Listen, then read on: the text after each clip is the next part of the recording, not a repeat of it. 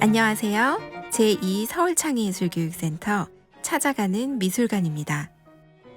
2025 찾아가는 미술관 5번째 시즌 주제는 자연, 인간, 그리고 예술입니다.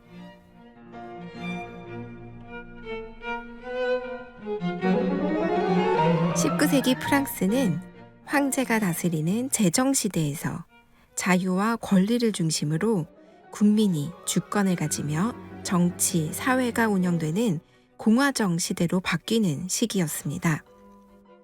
산업혁명으로 기차가 생기고 도시가 확장되면서 사람들은 파리를 포함한 큰 도시 곳곳으로 모여들기 시작했습니다.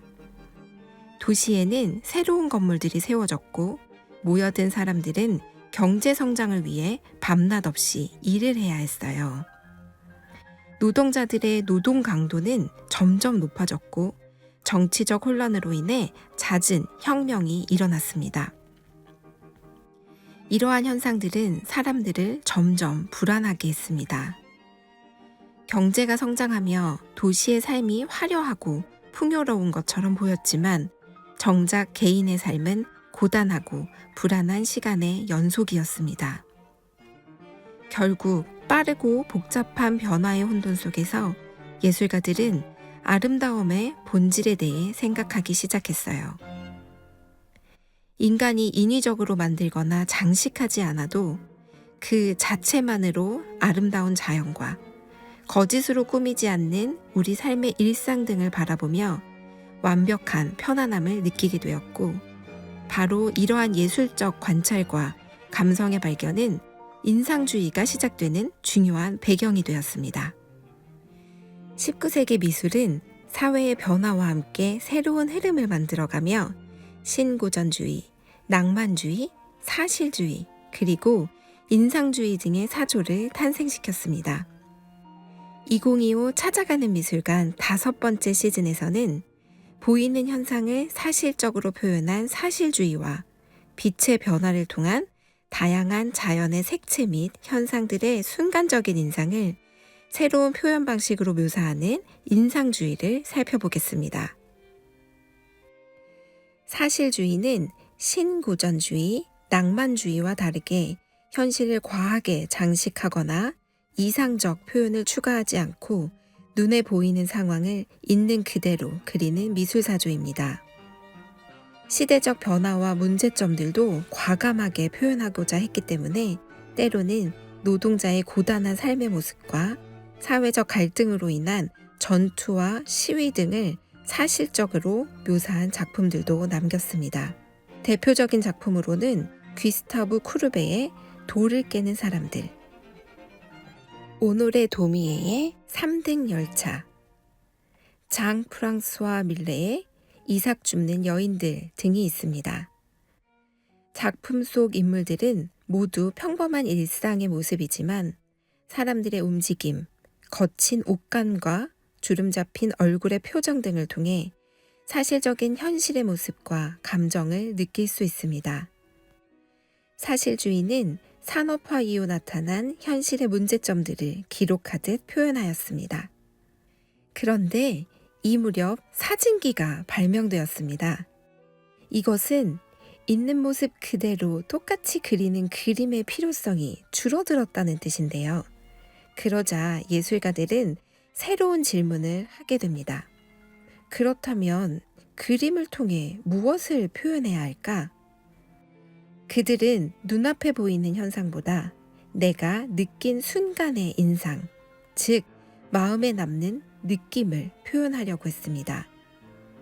사람은 눈을 통해 보기도 하지만 느끼기도 한다는 것을 그림으로 표현하고 싶었습니다.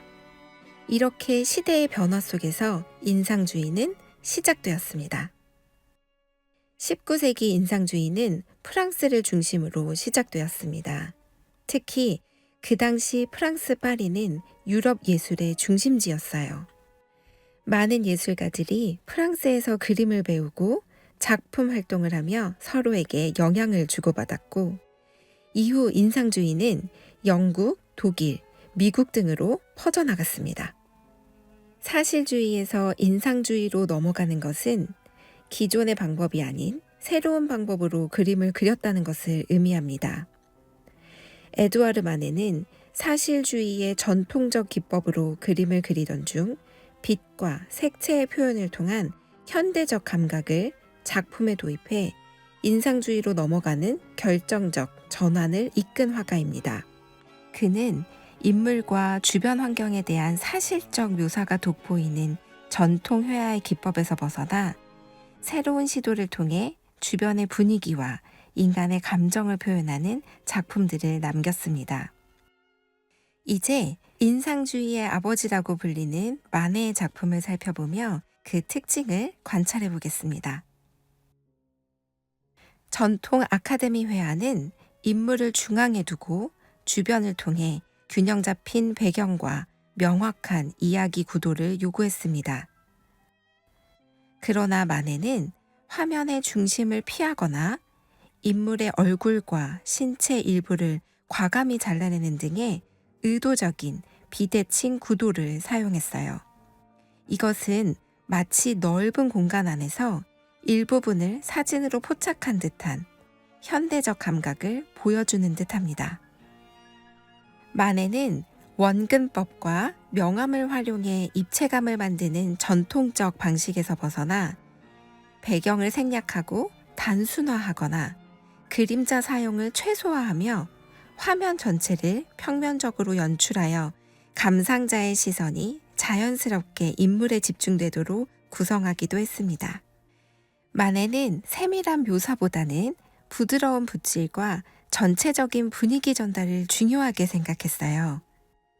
자크 루이 다비드의 나폴레옹의 대관식에서는 등장인물의 표정과 움직임의 구체적인 묘사를 발견할 수 있는 반면 마네는 튀릴리 정원의 음악에서 등장인물들을 구체적으로 묘사하지 않고 장소에서 느껴질 수 있는 생기와 분위기, 그리고 군중의 움직임 등을 표현하며 작품을 완성했습니다.